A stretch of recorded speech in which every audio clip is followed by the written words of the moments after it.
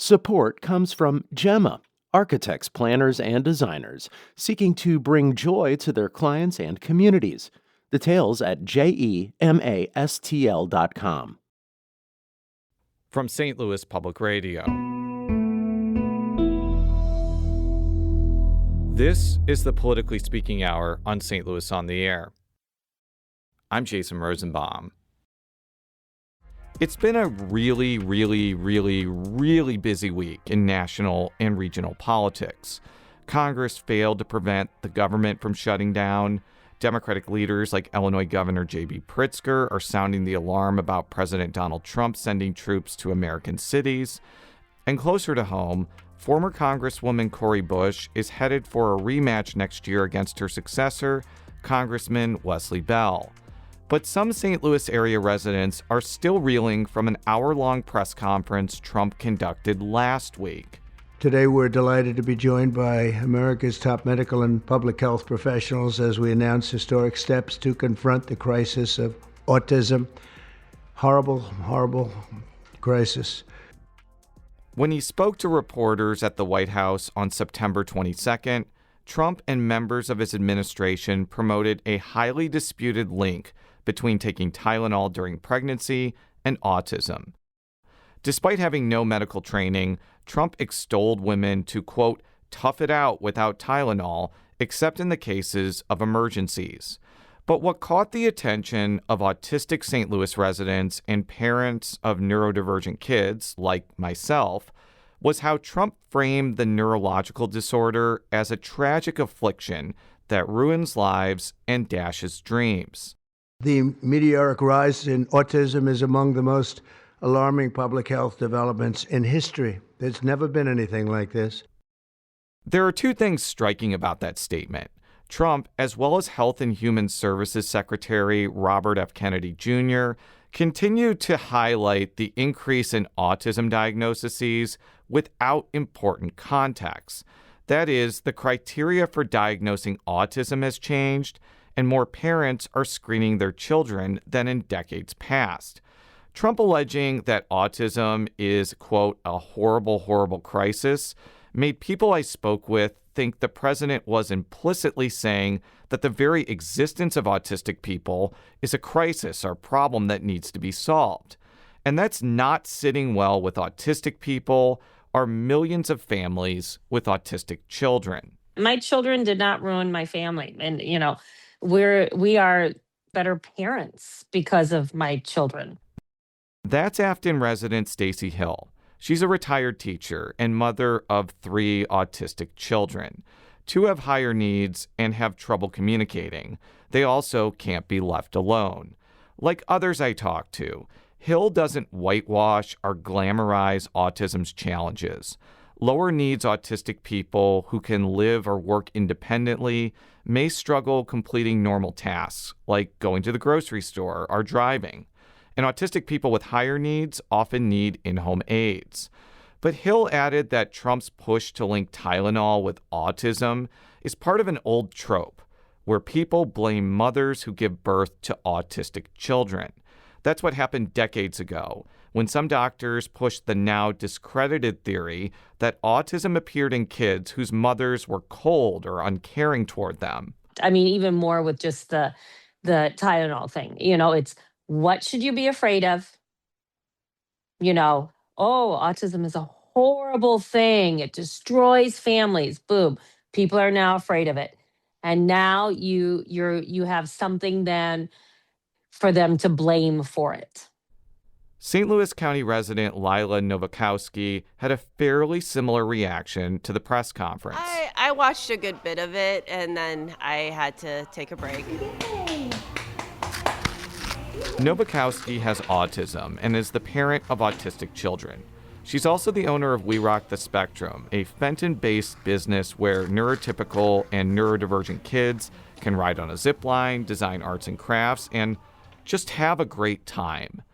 As we talked while sitting cross-legged on We Rock the Spectrum's dark blue gym mat, Novakowski stressed that Trump and Kennedy are not helping the public understand the complexities of autism. The sad part is that autism, I think because it is so misunderstood, And there's so many different voices in this. It becomes this sort of boogeyman in the closet, it feels sometimes. When in fact, our sensory world is rather quite lovely and beautiful. And the kids that we work with, whether they're verbal or nonverbal, once you actually get to know them, you realize that these are incredible humans navigating a world that was not designed for them.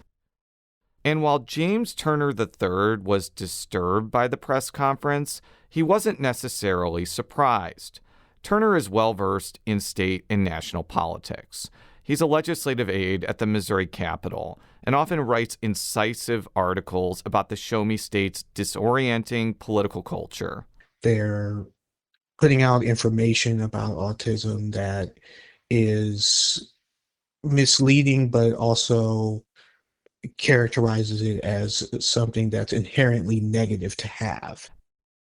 As someone who was diagnosed with autism when he was younger, Turner knows that Trump and Kennedy have sought to link external forces like vaccine use with the disorder. Even though medical experts and doctors fiercely push back against that alleged link, Turner fears that people who don't know much about autism will take what Trump and Kennedy say at face value. It was a big missed opportunity to, where the government could take concrete steps into destigmatizing autism and talking about it in a nuanced fashion, in a way, and start moving society in a way where they can give people a better understanding of what autism actually is. One of the people who has been following how Trump and Kennedy approach autism for years is Eric Michael Garcia.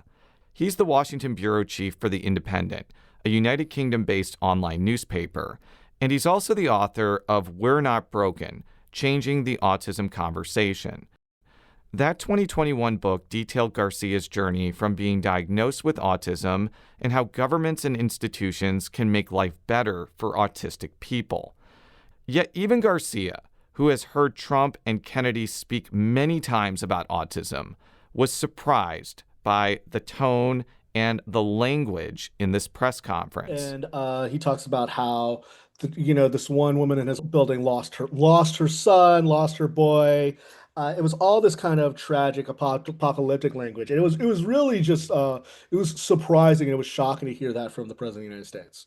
Not only have Trump and members of his administration not detailed steps on how to better integrate autistic people into society, Garcia noted that Trump's administration cut funding to programs that could further that goal. The Trump administration has basically hollowed out the Administration for Community Living, which is a bureaucracy that focuses specifically on people with disabilities and elderly people staying in their communities instead of institutional care settings.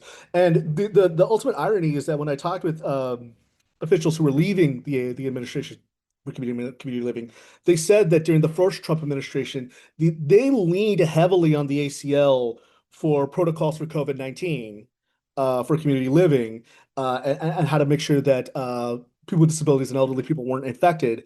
So this is something that the Trump administration knows is an effective body, but they've just completely zeroed out or hollowed out.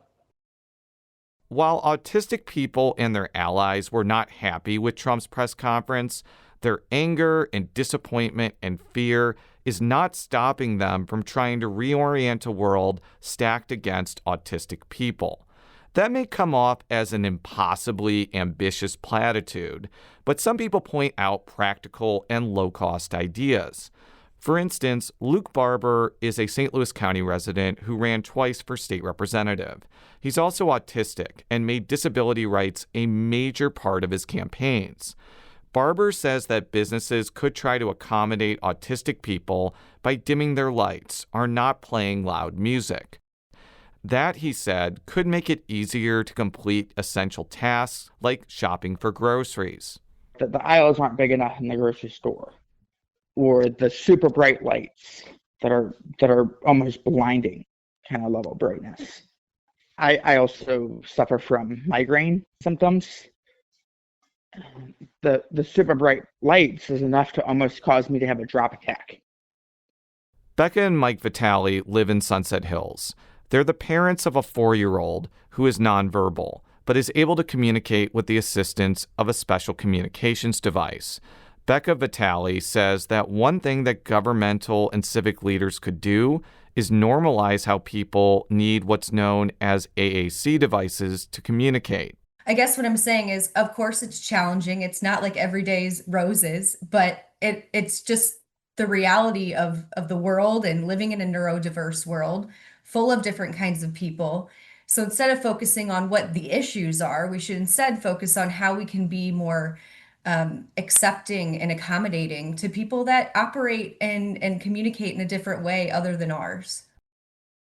Matt Vitale says that political leaders such as Trump also need to be cognizant about how they characterize and describe autistic people. He says that the tone of the press conference was so unserious that it may have caused even well-meaning critics of the president to go on the wrong track. I want autism to be in the spotlight, but not the way it is. Now people are making memes about being a Tylenol American and all these different kinds of things. And, I don't think people are intending to be hurtful. I think they're kind of intending to push back, right, on Trump and on the narrative. But I don't think there's a realization that, there's actually families that this is impacting. And I think that's what's the most disappointing thing. The one lingering question from Trump's press conference is whether it's just a blip on the radar or inflicts long-term damage. Garcia, the author of We're Not Broken, Changing the Autism Conversation, worries about the people who are not as attuned to the nuances of autism. People hear what the president has to say, even if they may not necessarily have voted for President Trump. They are going to take what he says at face value, because you should be able to listen to what the government says and give accurate and to expect that it will disseminate accurate information. You should be able to rely on that. And I worry that it's going to lead to a lot of people fearing autism instead of focusing on, okay, what are the best ways we can support autistic people? Back on the blue mat at We Rock the Spectrum in Fenton, Nowakowski says she's trying to take a glass half full approach to the impact of Trump's press conference. She says it may showcase the importance that autistic people find those that can help and protect them. I think the one thing that I love about owning this space is that you start to realize how important community is for an autistic person. The reality is it's always going to be something. There's always going to be something that comes at you.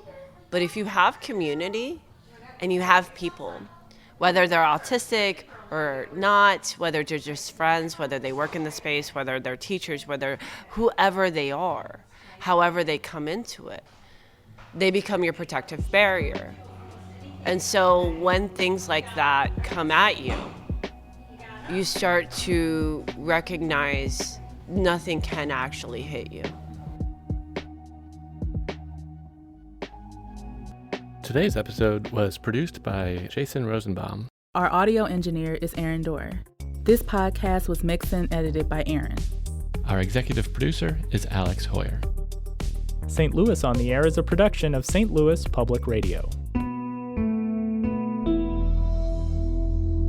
Understanding starts here. Do you find yourself regularly listening to episodes of St. Louis on the Air? Suggest us to a friend you think might enjoy our conversations.